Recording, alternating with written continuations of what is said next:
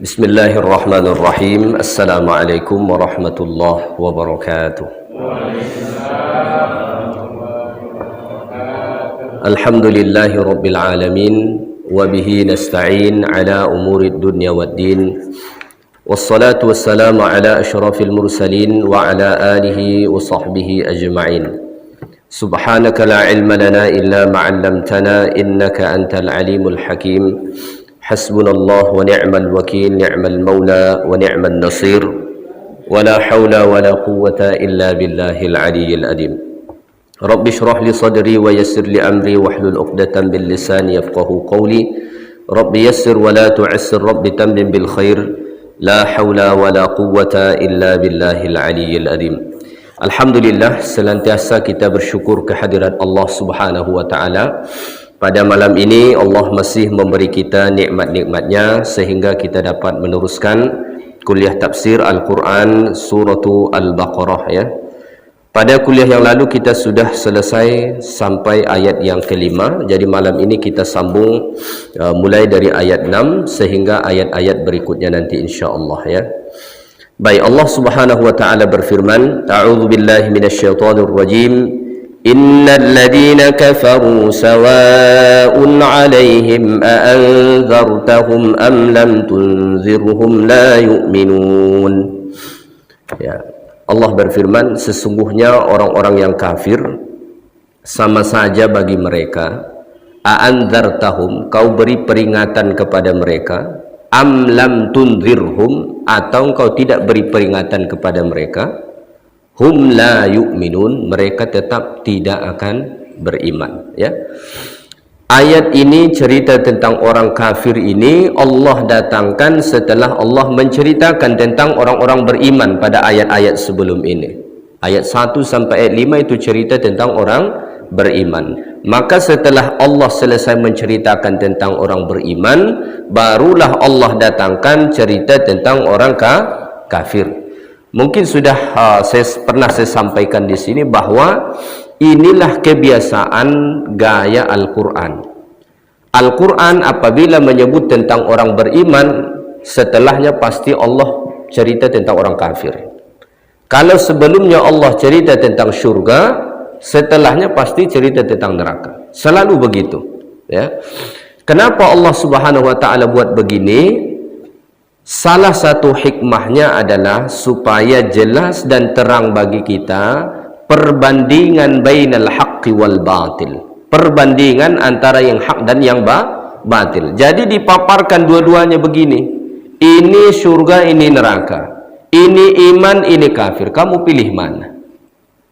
Orang yang berakal sudah tentu memilih iman dan surga. Ya, maka itulah antara sebabnya kenapa Allah selalu sandingkan ya. Baik, mari kita lihat ayat Allah Subhanahu wa taala ya. Allah Subhanahu wa taala berfirman pada ayat ini, innal ladzina kafaru, sesungguhnya orang-orang kafir ya. Siapa itu orang kafir? Kafir sudah menjadi satu istilah dalam bahasa Indonesia ya. Kita pun sering orang-orang kafir kita sebut kafir.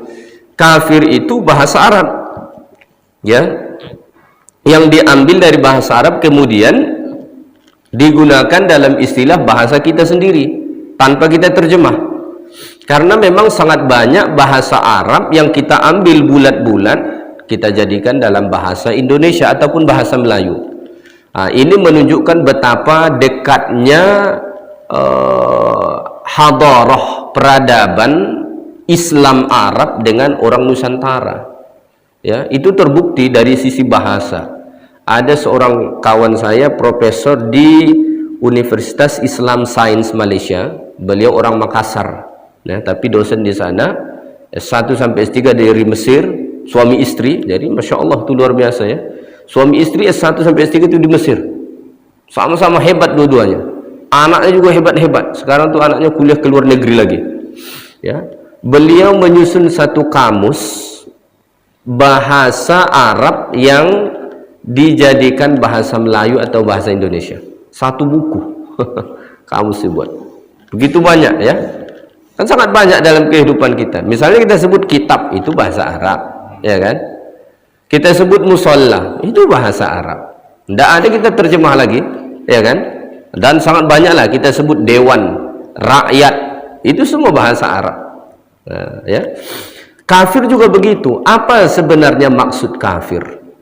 Kafir secara bahasa bimakna sataro, menutup. Jadi kafaro itu artinya sataro, menutup. Ya. Maka berdasarkan makna kafaro ini, ulama itu berfaham bahwa sebenarnya peluang seseorang beriman itu lebih besar dari kafir. Kenapa? Karena tidak mungkin seseorang menutup kecuali sebelumnya terbuka. Iya kan? Mana mungkin kita tutup botol ini kecuali sebelumnya terbuka. Tidak mungkin kita menutup sesuatu yang sudah tertutup. Itu istilah dalam bahasa Arab tahsilul hasil, mengerjakan sesuatu yang sudah hasilnya begitu, ngapain kan? Maka manusia itu sebenarnya potensinya itu adalah beriman sesuai dengan fitrah manusia. Fitrah manusia itu Allah Ta'ala cipta beriman. Maka saat kita berada di dalam kandungan, Allah itu kan nanya, alastu bi rabbikum? Qalu bala syahidna. Allah bertanya, apakah aku ini Tuhan kamu? Semua manusia itu menjawab, bala, benar, mempertuhankan Allah. Tapi setelah lahir ada pengaruh-pengaruh yang lain. Maka Nabi mengatakan, kullu mauludin yuladu alal fitrah. Setiap yang lahir itu lahir dalam keadaan fitrah. Fitrah itu apa artinya? Kita biasa kadang-kadang terjemah dengan suci. Fitrah itu artinya adalah model awal yang sudah Allah tetapkan. Apa model awalnya tadi? Beriman. Lalu Nabi mengatakan fa'abawahu yuwahhidani yumajjisani yunassirani. Kedua orang tuanya lah yang mempunyai peranan penting yang menjadikan dia Yahudi, Nasrani, Majusi, Buddha, Hindu, dan lain-lain sebagainya. Peranan orang tua itu. Ya. Maka kalau kita melihat ini hukum alamnya, ya, kebiasaannya. Seorang anak yang terlahir dari ayah dan ibunya Kristen, dia akan jadi Kristen. Walaupun nanti kemudian ada yang berubah, tapi itu nanti. Ya kan? Tidak ada tiba-tiba ayah dan ibunya Kristen, lahir-lahir langsung dia Islam. Ya kan? Umumnya enggak begitu. Karena memang pengaruh orang tua ini besar gitu ya. Jadi berdasarkan makna kafara yang berarti satara itu tadi, ulama mengatakan ya, annal iman asbaq. Iman itu sebenarnya, peluang beriman itu lebih terbuka besar bagi manusia daripada kufur. Karena tidak mungkin seseorang menutup kecuali sebelumnya sudah terbuka. Maka peluang beriman itu terbuka. Itu makna kafir secara bahasa, ya. Satara, menutup. Hakikatul kufri, makna kafir secara istilahnya apa? Ya, tadi itu secara bahasa. Huwal juhudu lima jaa bihir rasul au jahida ba'dahu fahaula'il kuffar. Orang yang menentang risalah yang dibawa oleh Rasul, semuanya dia tentang ataupun sebahagian. Nah, jadi yang membuat seseorang itu kafir ketika dia menentang syariat yang dibawa oleh Rasulullah, semuanya ataupun sebahagian. Misalnya ada orang berkata begini, saya tidak percaya itu ada solat, katanya. Tidak percaya saya ada syariat solat. Apa hukum orang tersebut? Kafir. Walaupun dia mengatakan saya percaya zakat, saya percaya haji, saya percaya yang lain, solatin aja saya tidak percaya. Kafir. Begitu juga misalnya dia percaya solat, percaya zakat, tapi tidak percaya haji. Ngapain itu haji, ngabis-ngabisin duit, katanya. Tidak percaya saya itu ada. Kafir. Nah, jadi mengingkari satu syariat Allah sama dengan mengingkari keseluruhannya. Prinsipnya sama. Mengingkari seorang Rasul Allah sama dengan mengingkari keseluruhannya. Maka prinsip beriman itu amanar rasulu bima unzila ilaihi min rabbihi wal mu'minun kullun amana billahi wa malaikatihi wa kutubihi wa rusulihi la nufarriqu baina ahadin min rusulihi. Tidak boleh kita beda-bedakan sedikit pun Harus keseluruhannya kita terima, harus keseluruhannya kita imani, ya. Baik, jadi Allah Ta'ala sebut di sini innal ladzina kafaru, sesungguhnya orang-orang yang kafir, sawaun alaihim, sama saja bagi mereka, sama saja bagi mereka, ya. A'andzartahum am lam tunzirhum, kamu beri peringatan kepada mereka wahai Muhammad ataupun tidak kamu beri peringatan. Apa yang dimaksudkan peringatan? Bahasa Arab, bahasa Qur'annya inzar atau nadhir, ya.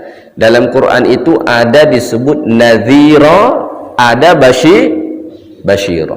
Apa beda antara yang dua ini? Kalau disebut nadhir atau inzar seperti pada ayat ini, itu peringatan tentang azab ataupun ancaman dari Allah.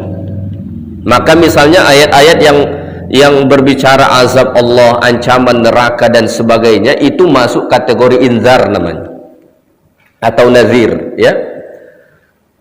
Kalau disebut basyir, itu kabar gembira yang datang dari Allah Subhanahu wa Ta'ala untuk orang-orang yang beriman dan beramal soleh. Maka biasanya padanannya cerita tentang nikmat surga dan sebagainya. Itu beda antara nazir dengan basyir, ya. Pada ayat ini kenapa Allah Ta'ala hanya mengkhususkan nazir saja, ya, peringatan tentang azab saja. Bahasa dia kan a'andzartahum am lam tunzirhum, akar katanya nazir. Kenapa hanya nazir saja, kenapa tidak ada basyir? Padahal Quran itu kan basyira wa nadhira, kabar gembira dan kabar peringatan daripada Allah Ta'ala. Kenapa hanya inzar disebutkan di sini? Alasannya, kata Imam Fakhruddin Ar-Razi. Fakhruddin Ar-Razi ini seorang ulama besar. Ada kitab tafsir beliau, namanya Mafatihul Ghaib, ya. Besar kitab tafsir beliau. Beliau sebut begini, wa inna ma dzukiral inzar dunal bisyarah, ya. Disebutkan pada ayat ini hanya inzar, bukan basyir, ya. Disebutkan peringatan tentang azab Allah Ta'ala, bukan basyir tadi. Lianna ta'thiral inzar fil fi'li wat tarki aqwa min ta'thiril bisyarah, karena kesan atau pengaruh peringatan-peringatan tentang azab Allah itu jauh lebih kuat. Jadi bahasa mudahnya gini, kalau dengan peringatan azab saja tidak mempan, apalagi kalau cuma sekedar berita-berita gembira, ya kan? Kita ini kan kalau biasanya dihadapkan begini, ini ada manfaat, ya, ada manfaat, tapi ada bahaya. Biasanya mana yang paling kita utamakan? Menghindari bahaya. Maka qawaid dalam fikih juga begitu, ya. Qawaid fiqhiyah mengatakan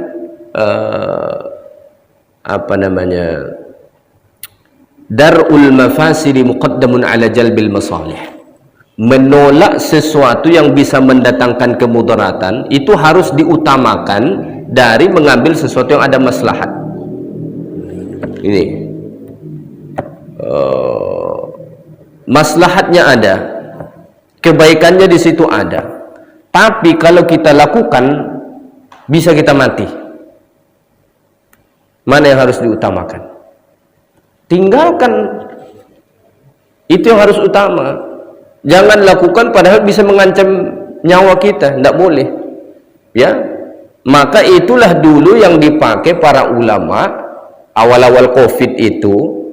Kenapa dilarang misalnya sholat berjamaah atau dibatasi, ya kan? Kaidah itu yang dipakai. Karena kalau ngumpul-ngumpul terlalu ramai, rapat, bisa terjadi penyebaran virus yang bisa mengancam nyawa. Ya, sholat berjamaah itu ada fadilahnya, benar, ada maslahat di situ ada. Tapi kalau dilakukan seperti cara yang biasa dulu, bisa mengancam nyawa, maka prinsip syariah kita mengajarkan darul mafasid, menolak kemudaratan yang bisa harus didahulukan. Makanya haji juga tidak dijalankan. Ini sudah 2 tahun kan tidak berangkat haji. Bukan berarti ibadah haji tidak ada, tapi mereka saja yang di sana terbatas. Tidak seperti dulu dari Indonesia, saya entah berapa ratus ribu orang kan. Mungkin hampir 1 juta mungkin dari Indonesia ngirim, paling banyak kan. Kenapa tidak dijalankan seperti dulu? Ini yang dikhawatirkan. Haji itu maslahatnya ada besar, ibadah yang besar, rukun Islam. Tapi ketika dihadapkan dengan mudarat yang bisa menimpa, maka mudarat ini yang pertama harus dihindari. Begitu kaidah syariat kita. Maka sesuatu yang diharamkan pun kalau sudah mengancam nyawa, ya, itu bisa jadi boleh. Contoh mudahnya daging khinzir lah, daging babi. Tidak boleh kita makan kan? Haram. Allah sendiri yang mengharamkan. Tetapi famaniturra ghairu bagin wala adin fala itsma alaih, kata Allah. Kalau sudah berada dalam keadaan yang sangat kritikal, mudarat sekali, manalah tahu terjadi tidak ada makanan sama sekali lagi kecuali itu. Kalau tidak dimakan mati, maka makanlah itu. Karena harus didahulukan menolak mafsadah, kerusakan yang bisa terjadi. Itu makanya pada ayat ini pun Allah Ta'ala peringatkan, ya, anzartahum am lam tunzirhum la yu'minun. Jadi Allah Ta'ala beritahu, sama ada kamu beri peringatan kepada orang-orang kafir itu atau tidak kamu beri peringatan kepada mereka, la yu'minun, mereka nggak bakalan beriman, ya. Mengapa ayat ini Allah sampaikan kepada Rasulullah? Karena Rasulullah sallallahu alaihi wasallam itu orang yang sangat besar harapannya supaya semua orang beriman. Satu saja keinginan Nabi itu, bagaimana semua orang itu bisa beriman, mau beriman. Itu harapan terbesar Nabi. Harapan terbesar Nabi bagaimana seluruh manusia itu, terutama orang-orang yang hidup pada zaman Nabi itu beriman. Maka kalau ada orang yang menolak dakwah Nabi, Nabi itu sangat sedih. Sangat sedih. Allah Ta'ala sebut dalam beberapa ayat dalam Al-Quran bagaimana Rasulullah SAW sangat sedih ketika ada orang yang menolak dakwah Rasulullah SAW. Maka ayat ini Allah Ta'ala turunkan salah satunya untuk memberikan penenang kepada Rasulullah, supaya Nabi tidak penat, tidak capek-capek lagi menyampaikan peringatan itu kepada mereka. Karena memang ada jenis orang kafir diberi peringatan atau tidak pun dia tidak bakalan beriman, ya.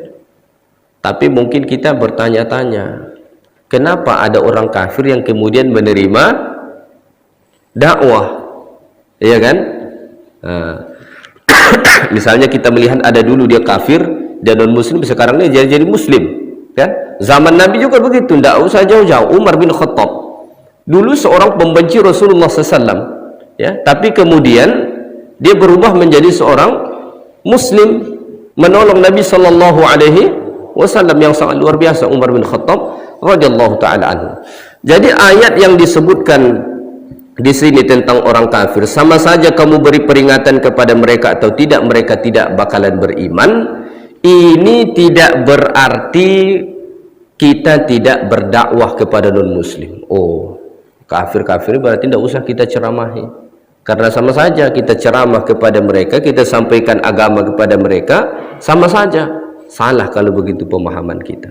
Ini Allah memberitahu ada kafir yang jenisnya begini, ya, ada kafir yang jenisnya begini. Berbuih pun mulut kita menyampaikan agama ini, tidak masuk ke dia, tetap saja tidak beriman, ya. Zaman Nabi dulu itu jumlahnya sangat banyak. Sangat banyak zaman Rasulullah Sallallahu Alaihi Wasallam, bukan 1-2 orang, sampai meninggal pun tetap kafir, ya.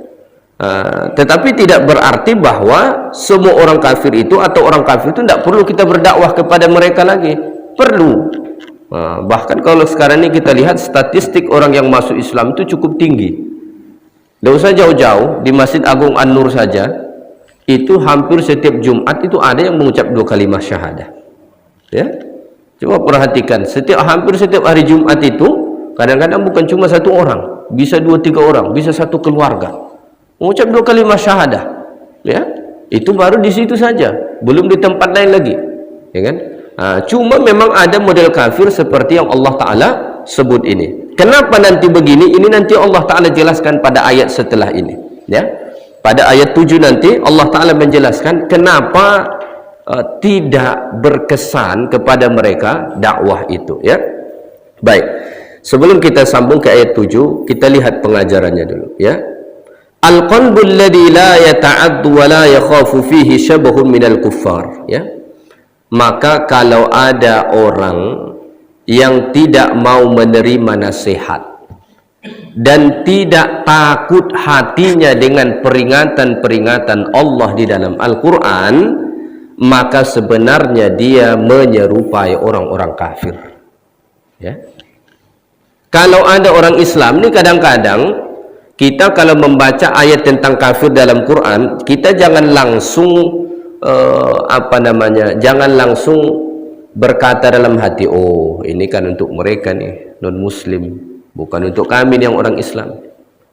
Saya suka dengan apa yang disebut oleh Gusmus, ya, yang berasal dari Jawa Tengah itu, ya, Gusmus, ya. Kata beliau, saya itu sering tersindir kalau membaca Quran, katanya. Kenapa katanya tersindir? Ketika saya membaca ciri-ciri orang beriman, saya bercermin, tapi tidak ada pada diri saya.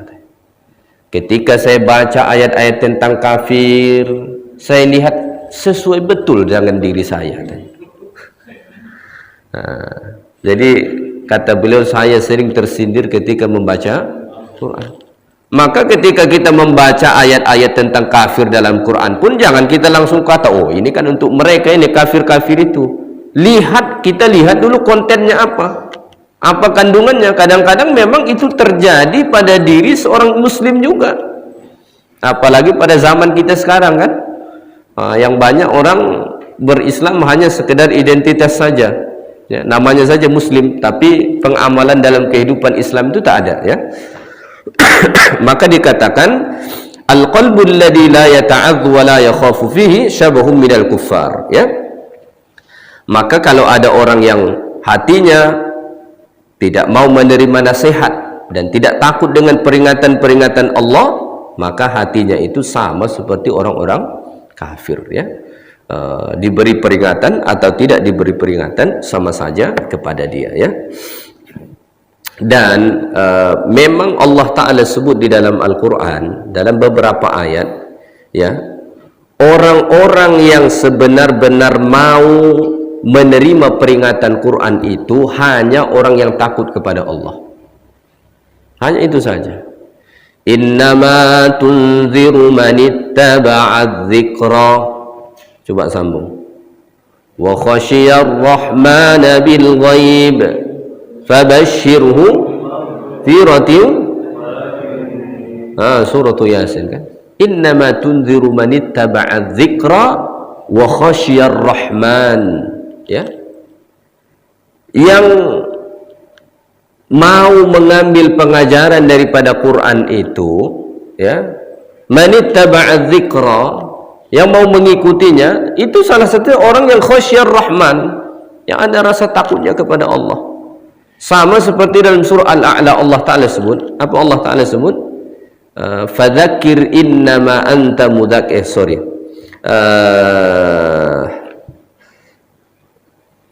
fadzakir inna fa'ati dzikra, ya.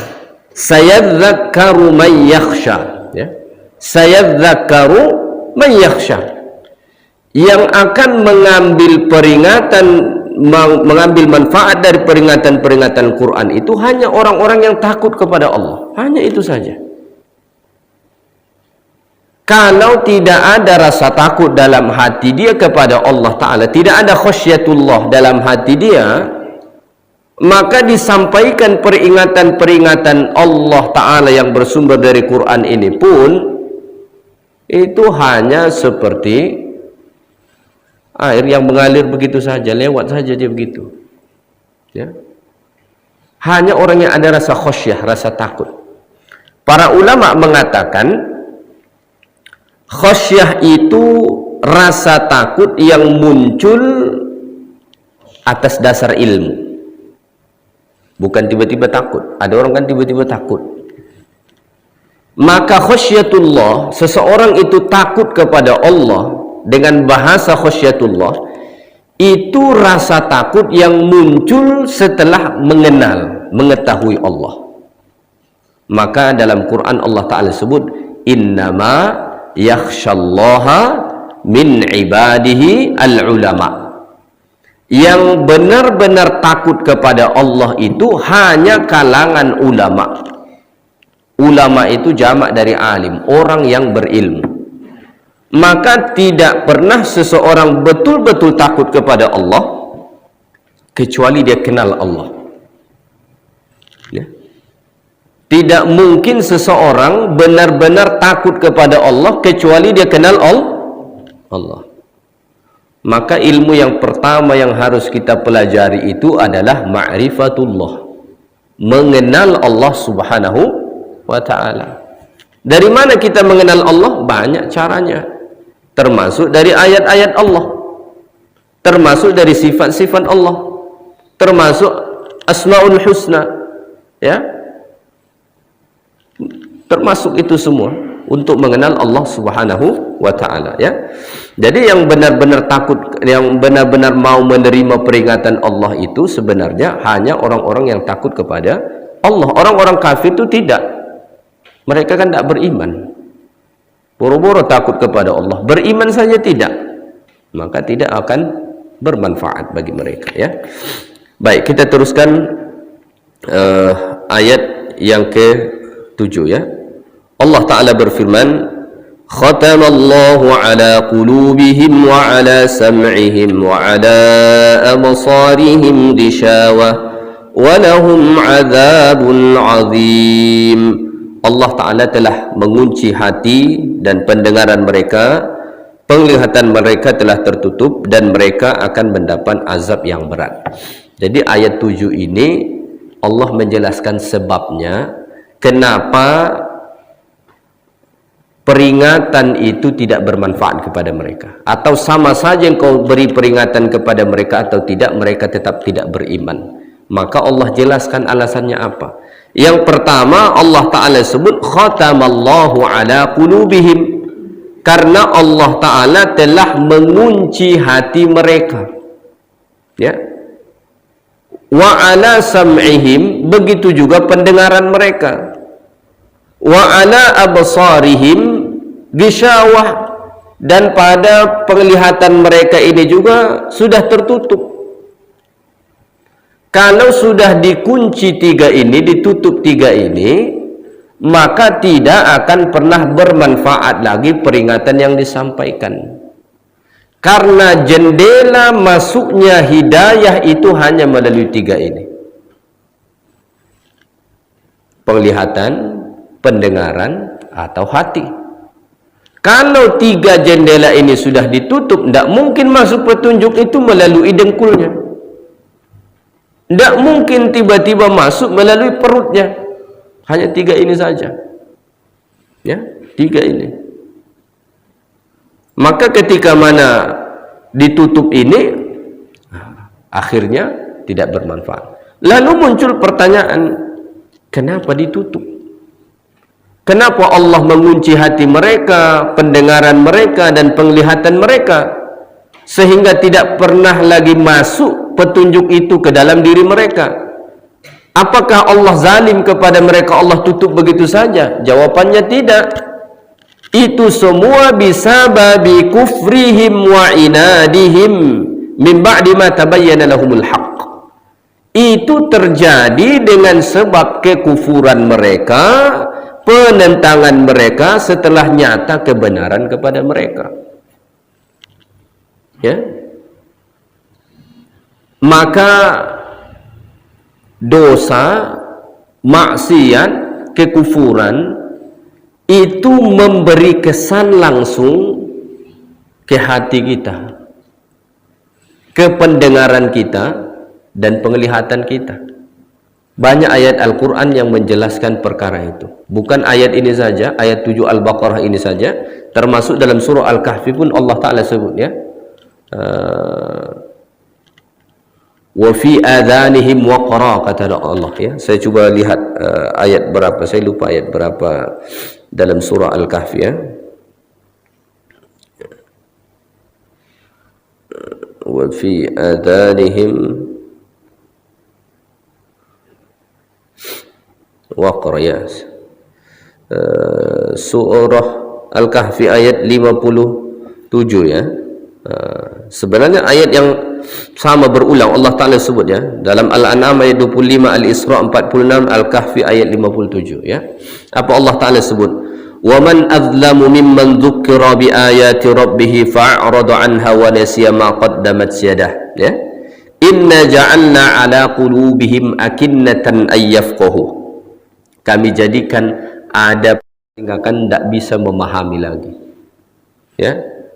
Wa fi adhanihim waqra, dan pada telinga mereka ada penyumbat, sehingga kan wa in tad'uhum ilal huda falan yahtadu idzan abada.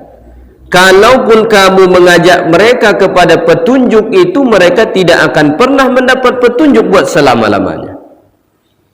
Kenapa? Karena jalan masuknya hidayah itu, jalan masuknya petunjuk itu sudah ditutup. Hanya 3 itu saja. Dan ini tertutup bisa babi kufrihim wa inadihim, disebabkan kekufuran dan penentangan mereka, ya. Maka orang-orang yang terbiasa dengan dosa maksiat itu sangat susah masuknya, sangat susah. Kenapa? Hatinya hitam, hatinya kotor, ya. Maka Nabi SAW sebut, idza aznaba dzamban, ketika seorang hamba melakukan satu dosa, maka akan ada nuqtatun sauda, akan ada titik-titik hitam pada hatinya, ya. Satu dosa, satu noktah hitam, 2 dosa bertambah, 3 bertambah, ya. Ketika sudah penuh hati ini dengan noda-noda hitam tadi, itulah yang Allah sebut dalam Al-Quran, kalla bal rana ala qulubihim ma kanu yaksibun. Rana ala qulubihim itu artinya hatinya sudah dipenuhi noda-noda hitam tadi atas perbuatan dosa yang mereka lakukan. Jadi terhalangnya kita dari petunjuk-petunjuk Allah itu kadang-kadang disebabkan dosa kita. Kenapa susah betul masuk ni? Tidak masuk-masuk. Ada orang bilang ngaji, lidah dia tu keras katanya. Ada orang kadang-kadang sampai digosok-gosok sama dia lidah tu. Saya pikir lidah tu pada asalnya sebetulnya lebih kurang sama saja, ya kan? Nah, apa yang membuat itu kadang-kadang susah? Kita belum bertaubat. Maka Imam Syafi'i itu sebut, ada kisah Imam Syafi'i, ya. Imam Syafi'i itu umur 7 tahun sudah hafal Quran, ya. Imam Syafi'i itu dulu datang ke Madinah belajar dengan Imam Malik, belajar kitab Muwatta Imam Malik. Kitab Muwatta Imam Malik ni kitab hadis yang bisa dikatakan cukup awal, lebih awal dari Sahih Bukhari dan seterusnya, yang dikarang oleh Imam Malik, pengasas mazhab Maliki, ya. Itu Imam Syafi'i sudah hafal Muwatta Imam Malik. Imam Syafi'i ini lahir di Gaza, Palestina, ya. Pernah tinggal di belajar ke negeri Hijaz, Makkah, Madinah, kemudian ke Baghdad, kemudian ke Mesir, dan meninggal di Mesir Imam Syafi'i. Maka ada qaul qadim, qaul jadid Imam Syafi'i. Fatwa Imam Syafi'i di Baghdad, di Irak dulu, dengan di Mesir itu banyak perbedaan karena melihat keadaan yang berbeda, ya. Apa yang terjadi? Salah seorang guru Imam Syafi'i ini ada yang bernama Waqi'. Waqi' ini seorang guru Imam Syafi'i yang sangat hebat. Suatu hari Imam Syafi'i merasakan hafalannya mulai rusak. Mungkin lupa-lupa begitulah. Imam Syafi'i kan banyak hafalannya. Bukan sekadar hafal Quran, hafal hadis, ya. Lalu mengadulah Imam Syafi'i kepada gurunya Waqi' tentang hafalannya ini yang rusak ini, ya.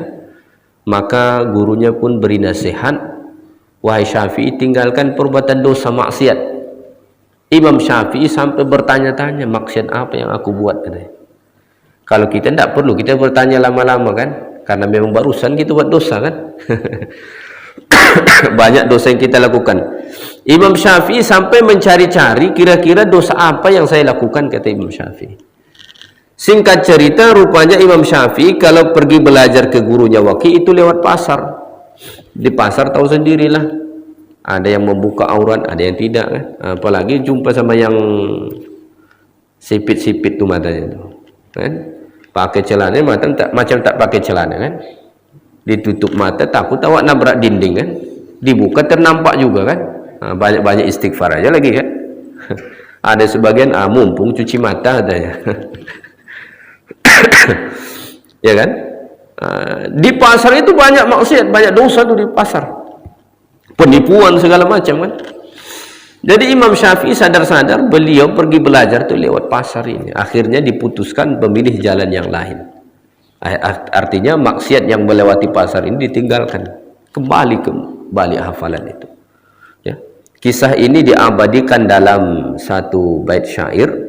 Syakautu ila waqi'in su'a hifdhi fa'arsyadani ila tarkil ma'asi wa qala li innal ilma nurun wa nurullahi la yuhda li'as. Aku mengadu kepada guruku Waqi' tentang rusaknya hafalanku.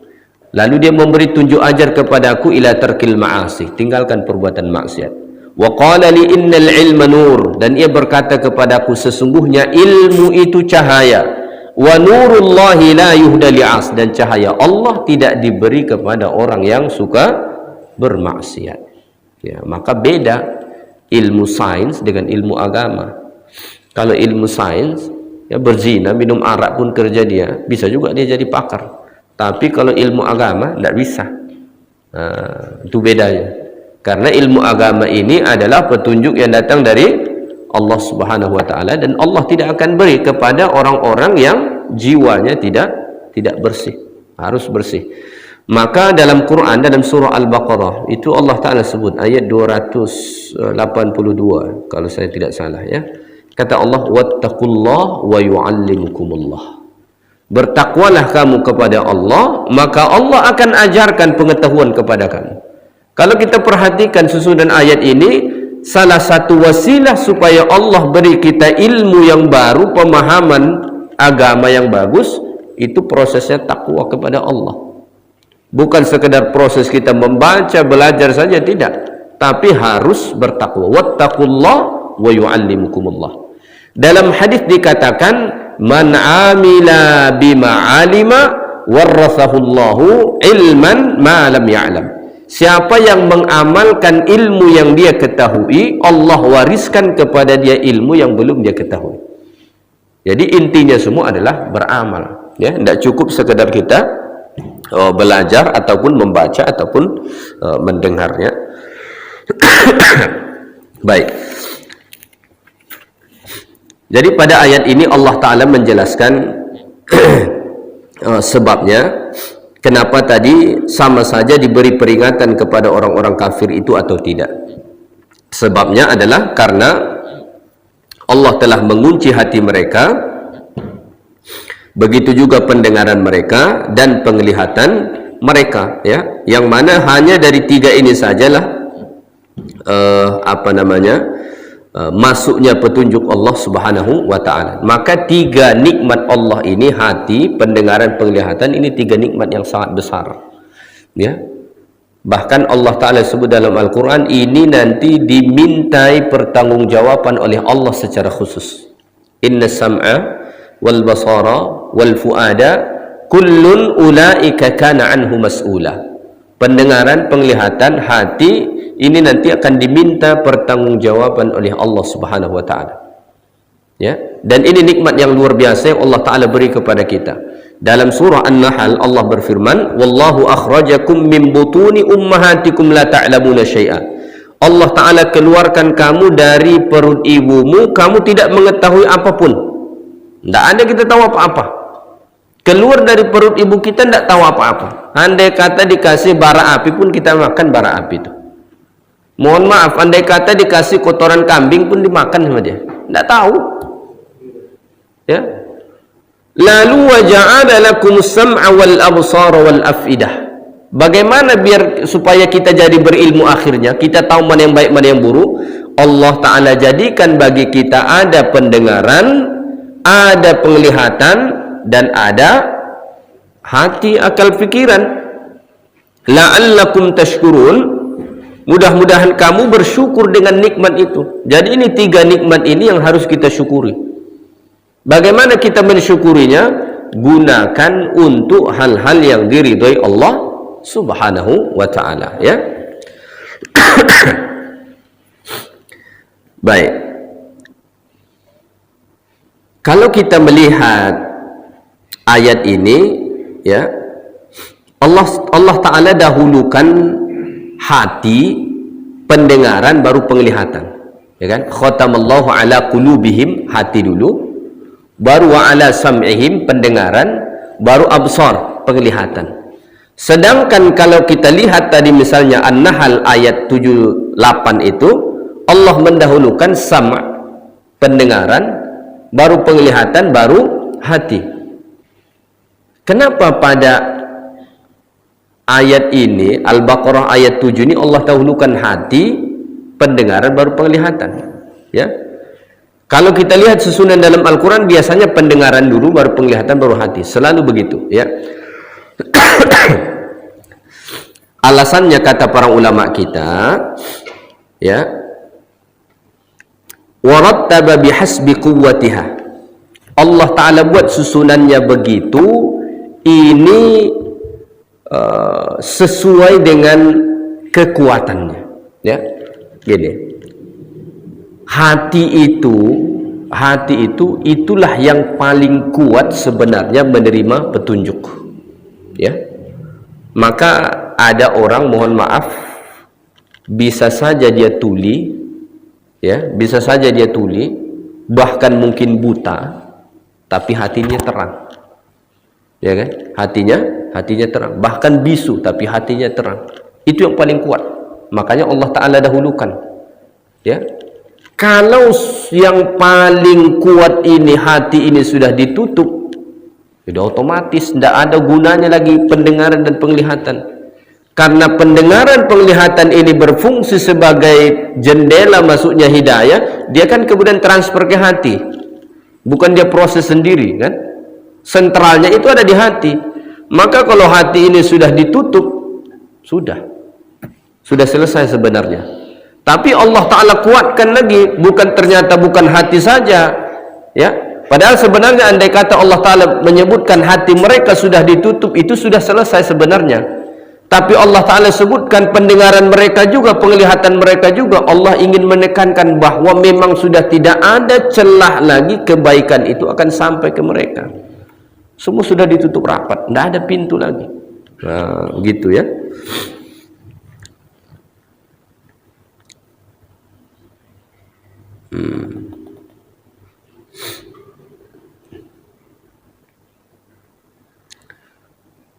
Oke, yang menarik lagi di sini kalau kita perhatikan, ketika Allah Ta'ala menyebut hati, itu Allah buat bentuk jamak, qulub. Hati mufradnya qalbun, satu, ya. Jamaknya qulubun. Pada ayat ini dibuat bentuk jamak, qulub, ya. Absar itu dibuat juga bentuk jamak, ya. Basar, penglihatan, satu. Absar itu penglihatan, banyak, bentuk jamak. Tetapi untuk sama, pendengaran, ya, itu Allah buat dengan bentuk mufrad, wa ala sam'ihim, ya, dibuat bentuk mufrad. Hati Allah Ta'ala buat bentuk jamak, penglihatan Allah Ta'ala buat bentuk jamak, pendengaran Allah Ta'ala buat bentuk mufrad. Kenapa begitu? Nah, alasannya, salah satu alasannya adalah anna sam'a la yumkinu ayudrika adadan minal masmu'at fahman wa dhabtan fi waqtin wahid. Karena pendengaran itu tidak dapat menangkap beberapa suara dan dia bisa memahaminya dengan sempurna dalam waktu yang bersamaan. kita mendengar dengan telinga kita 3 orang ngomong sekaligus. Tidak ada yang jelas bagi kita. Harus satu-satu. Harus satu-satu. Tidak bisa sekali orang ngomong kita dengar. Itulah bedanya. Kalau mata sekali lihat bisa 100. Maka Allah buat bentuk jamak. Kalau kita mata melihat segini, tidak langsung, nggak cuma 1 orang. 100 orang pun bisa sekali lihat. Hati juga begitu. Nggak cuma 1, bisa memahami banyak sekali. Tapi kalau pendengaran ini, kenapa Allah buat bentuk mufrad? Salah satu alasannya ya, karena telinga kita ini, dia biasanya hanya fokus kepada satu saja, pendengaran. Dia tidak bisa mendengarkan banyak suara dalam waktu yang bersamaan. Yang ada kita stres, bukan kita faham kan? Yang ada kita stres kalau mendengar banyak suara nih, nggak tahu, nggak jelas apa kan? Itu salah satu alasannya kenapa dibuat bentuk mufrad kata para ulama ya. Baik. Khatamallahu ala qulubihim wa ala sam'ihim wa ala absarihim gishawa wa lahum adzabun azim. Dan bagi mereka azab Allah Ta'ala yang sangat berat ya. Ya. Bagi mereka azab Allah Ta'ala yang sangat berat dimasukkan ke dalam api neraka Jahannam. Kenapa? Karena Allah Ta'ala telah memberi mereka pendengaran, penglihatan dan hati, tapi tak digunakan untuk memahami, mendengar dan melihat ayat-ayat Allah Subhanahu wa Ta'ala. Dan Allah Ta'ala memang sebut dalam Al-Quran, sebab utama manusia dimasukkan Allah ke dalam neraka itu lahum qulubun la yafqahuna biha, mereka yang telah diberi Allah hati tapi tidak digunakan untuk memahami ayat Allah. Walahum adanun la yasma'una biha, mereka diberi telinga tapi tak digunakan untuk mendengar yang baik-baik. Walahum a'yunun la yubsiruna biha, mereka diberi mata tapi tidak digunakan untuk melihat ya. Maka istilah mereka itu disebutkan kadang-kadang seperti orang yang buta ataupun orang yang tuli ya. Bukan berarti mereka buta secara zahirnya, tapi memang mata ini buta melihat yang hak ya. Telinga itu tuli mendengar yang hak, hati juga tidak bisa memahami yang hak ya. Baik, kita teruskan ayat yang berikutnya ya. Ayat 8 ya. Ayat 8 ini Allah Ta'ala bercerita tentang orang munafik ya. Ayat 8 nanti sampai ayat 20 ya. Ayat 8 sampai ayat 20. Ayat 8 sampai ayat 20 itu Allah bercerita tentang orang munafik. Allah berfirman, "Wa minan nasi may yaqulu amanna billahi wa bil yaumil akhir wa ma hum bimu'minin." Dan dari sebahagian manusia ada yang berkata amanna billah, kami beriman kepada Allah, wa bil yaumil akhir, dan beriman akan hari akhirat, wa ma hum bimu'minin, padahal mereka tidaklah beriman, kata Allah Subhanahu wa Ta'ala. Seperti mana dulu pada awal-awal surah Al-Baqarah ada saya sebutkan bahwa pada awal surah Al-Baqarah ini ya, Allah Ta'ala menjelaskan tentang orang-orang beriman. Itu 5 ayat pertama ya. Kemudian orang kafir 2 ayat yang tadi, ayat 6 dan ayat 7 ya. Kemudian orang-orang munafik Allah Ta'ala sebut fi 13 ayat, pada 13 ayat mutatabi'ah, secara berurutan ya. 13 ayat secara berurutan, mulai dari ayat 8 ini sampai nanti ayat 21, itu Allah Ta'ala bercerita menjelaskan kepada kita tentang orang-orang munafik. Kenapa begitu? Karena begitu berbahayanya orang-orang munafik ya. Falladhi yahdimuddin huwal munafik ya.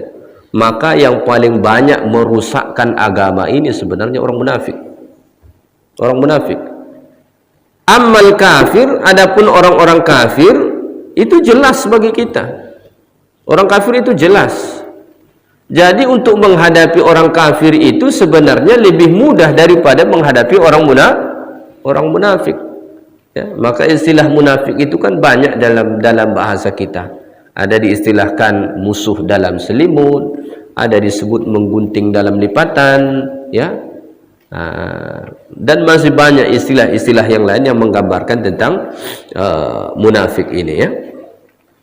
Maka Allah Subhanahu wa taala datangkan ayat-ayat yang menjelaskan tentang mereka di sini supaya orang-orang beriman tahu karakter mereka, ya, tahu karakter mereka. Bahkan Allah taala menurunkan satu surah, ya, surah Al-Munafiqun. Idza ja'akal munafiquna qalu nashhadu innaka la rasulullah wallahu ya'lamu innaka la rasuluhu wallahu yashhadu innal munafiqina lakadzibun, kata Allah. Sampai seterusnya. Baik, Allah taala menjelaskan di sini, wa minan nasi man yaqulu amanna billahi wa bil yaumil akhir wa ma hum bimumin, ya.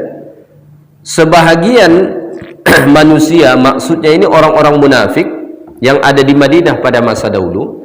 Karena dulu munafik ini muncul di Madinah, maka ayat yang berbicara tentang orang munafik itu surah Madaniyah, surah Makkiyah tidak. Kenapa? Karena ketika Nabi di Makkah tidak ada fenomena munafik. Di Makkah itu hanya dua saja dulu. Kalau tidak mukmin, kafir, itu saja. Munafik ini fenomena yang muncul setelah Nabi hijrah ke Madinah. Kenapa muncul? Karena pada tahun kedua hijrah itu terjadi peperangan pertama, peperangan Badar, ya kan?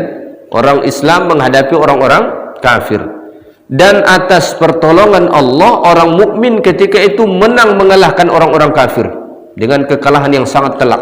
Padahal jumlahnya 3 kali lipat jumlah orang kafir dengan jumlah orang beriman. Setelah kemenangan itu, orang-orang kafir Yahudi yang ada di Madinah mulai ciut melihat orang-orang mukmin.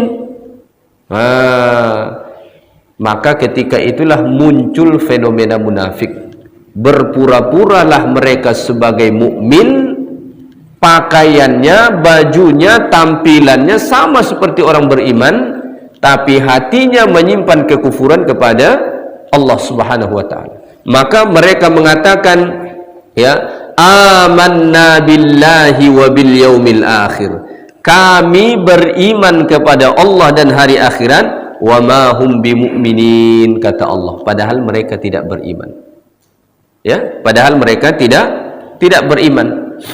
Kenapa begitu? Karena apa yang mereka sebutkan itu hanya ucapan lisan saja, ucapan lisan saja. Sedangkan iman itu tidak cukup dengan ucapan lisan. Yang paling penting dalam iman itu malah adalah i'tiqad, keyakinan yang ada di dalam hati. Allah Ta'ala yang maha mengetahui isi hati manusia, mengetahui apakah mereka ini betul beriman ataupun tidak. Jadi walaupun mereka mengatakan amanna billahi wa bil yaumil akhir, kami telah beriman kepada Allah dan hari akhirat, Allah mengatakan wa ma hum bimu'minin, mereka itu tidak beriman. Maka dallatil ayah ala annal iman laisa huwal iqrar dunal i'tiqad. Maka ayat ini menunjukkan bahwa iman itu bukan sekedar ikrar, bukan sekedar pengakuan saja, tetapi harus ada i'tiqad, keyakinan yang mendalam di dalam hati, ya. Itu kalau ada orang sekedar mengaku-ngaku beriman itu mudah. Orang-orang orang-orang munafik dulu begitu, ya.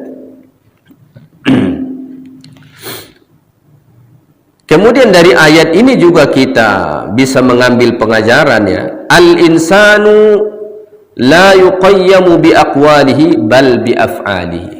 Manusia itu tidak dinilai dengan ucapannya, tapi yang dinilai adalah perbuatannya, ya. Manusia tidak dinilai dengan akwalnya, ucapannya, tapi yang dinilai adalah perbuatannya yang lahir dari keyakinannya. Itu yang dinilai. Karena kalau yang dinilai itu hanya ucapan, orang munafik itu dinilai beriman, karena ucapan mereka mengatakan beriman, ya, ucapan mereka mengatakan beriman, amanna billahi wal yaumil akhir, kami beriman kepada Allah dan juga hari akhirat, kata mereka.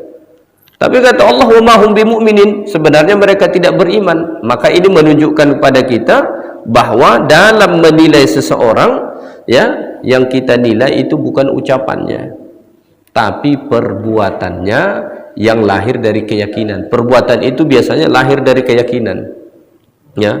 Maka apa yang kita lakukan ini biasanya itu terjemahan apa yang ada di dalam diri seseorang, ya. Kalau lisan ini bisa saja berkata-kata yang baik, ya kan? Bisa saja mengucapkan atau mengaku sesuatu yang baik, padahal sebenarnya dia tidak seperti itu. Dan memang itulah kebiasaan orang-orang munafik, ya. Orang munafik itu mereka mengaku beriman padahal mereka tidak beriman, karena iman mereka hanya pada lisan saja, tidak pada hati dan perbuatan, ya. Pada lisan mereka beriman. Maka ini menjadi satu pengajaran juga kepada kita bahwa keimanan itu harus kita sempurnakan pada 3 sisi, ya. Harus kita sempurnakan. Apa yang pertama? Iman itu tasdiqum bil qalb. Yang pertama hati kita ini. Itu dulu. Benarkan dulu dengan hati kita. Itu yang pertama. Baru yang kedua iqrarun bil lisan. Ikrarkan dengan lisan. Asyhadu an la ilaha illallah wa asyhadu anna Muhammadar Rasulullah. Itu iqrar bil lisan. Baru yang ketiga af'alun bil arkan. Buktikan dengan perbuatan anggota tubuh badan kita. Jadi mata kita harus mempresentasikan keimanan kita, telinga kita harus mempresentasikan keimanan kita, otak kita juga berpikir harus mempresentasikan keimanan kita, tangan yang berbuat juga begitu, ya, lisan yang berkata-kata juga begitu, kaki yang melangkah juga begitu, harus mempresentasikan keimanan yang ada di dalam hati. Maka iman itu harus sempurna yang 3 ini tadi. Tasdiqum bil qalbinya, iqrarum bil lisannya, af'alum bil arkannya, ya. Hati, ikrar dengan lisan, kemudian pembuktian dengan seluruh anggota tubuh badan kita. Maka cerminan orang yang beriman itu bukan terlihat dari pengakuan lisannya, tapi terlihat dari perbuatan keseluruhan anggota tubuhnya, ya. Baik. Wa ma hum bimu'minin, ya. Allah Ta'ala sebut di sini, dan mereka tidaklah beriman. Ayatun sharihatun fi kufril munafiqina kufrun akbar makhrajan minal millah, ya. Wa anna asyhadata bil lisani la tanfa'ul insan idza lam tatawatta' ma'al qalb. Perkataan atau firman Allah pada akhir ayat 8 ini, wa ma hum bimu'minin, padahal mereka tidak beriman, kata Allah. Ini ayat yang begitu jelas bahwa orang munafik itu adalah kafir, ya. Orang munafik itu adalah kafir. Munafik yang Allah sebut pada ayat ini kafir. Tapi kemudian para ulama kita itu membagikan munafik itu kepada 2. Ada disebut munafik i'tiqadi dan ada disebut munafik amali. Ini 2 jenis munafik nih. Munafik i'tiqad ini bagaimana? Memang ini aslinya kafir. Aslinya kafir. Tapi berpura-pura menjadi muslim. Ini terjadi pada zaman Nabi dulu. Aslinya memang kafir ini. Tapi dia berpura-pura menjadi muslim. Berpura-pura menjadi orang beriman, gabung sama orang beriman, datang ke majelis Rasulullah SAW, segala macam. Karena hanya ingin menyelamatkan diri, harta, dan lain-lain sebagainya. Ini disebut munafik i'tiqadi, ya. Kalau pada zaman kita sekarang ini mungkin tidak begitu banyak nih, ya, tidak begitu banyak, atau bahkan mungkin ya jarang lah mungkin, ya. Ada mungkin tapi sangat jarang, ya. Yang kedua disebut munafik amali. Munafik amali ini bagaimana? Dia mungkin bukan kafir, bahkan mungkin muslim, tapi amalnya amal munafik. Itu yang Nabi sebut alamatul munafik salasah, tanda orang munafik 3 Nabi sebut. Idza haddatsa kadzdzaba, kalau dia berkata-kata bohong. Wa idza wa'ada akhlafa, kalau berjanji ingkar. Wa idza tumina khana, kalau diberi amanah dia berkhianat. Ini bisa terjadi pada orang yang munafik kafir asalnya ataupun yang munafik amali tadi. Bisa saja dia muslim tapi amalnya ini amal munafik. Maka kita juga tidak jarang menjumpai ada orang Islam kalau ngomong 100 paling 3 yang betul lah. Ngomong dia 100 banyak dia cerita, paling banyak 10 yang betul, 90 tu bohong semua kan. Ada kadang-kadang yang begitu. Munafik tu namanya munafik amali, ya. Ada tidak kita menemui orang yang suka ingkar janji Muslim? Banyak. Kerjanya menabur janji saja, habis itu ingkar janji, kan? Apakah itu masuk kategori munafik? Iya, munafik amali namanya. Munafik iktiqadi tidak, karena dia secara akidah masih Muslim, tapi amalnya itu amal munafik, maka dikatakan munafik amali. Begitu juga orang yang berkhianat dengan amanah, sangat banyak, ya. Itulah yang paling langka sekarang, mencari orang yang mempunyai integritas. Susah, barang langka sekarang kan. Pantang diberi amanah. Pokoknya semakin besar perayaan saat dia menerima amanah itu, percaya aja lah, setelah itu makin besar itu khianatnya, ya kan? Karena gaji jabatan, gaji yang diamanahkan dengan euforianya tidak seimbang, tidak seimbang. Makanya kadang-kadang memang satu sisi ya bukan ingin membenarkan kan, tapi satu sisi kadang-kadang ya begitulah, orang menjadi kepala daerah lah misalnya. Kalau kita lihat gaji resminya dari pemerintah, berapa gajinya tuh? Sampai 10 juta. Nah, nyampe 10 juta.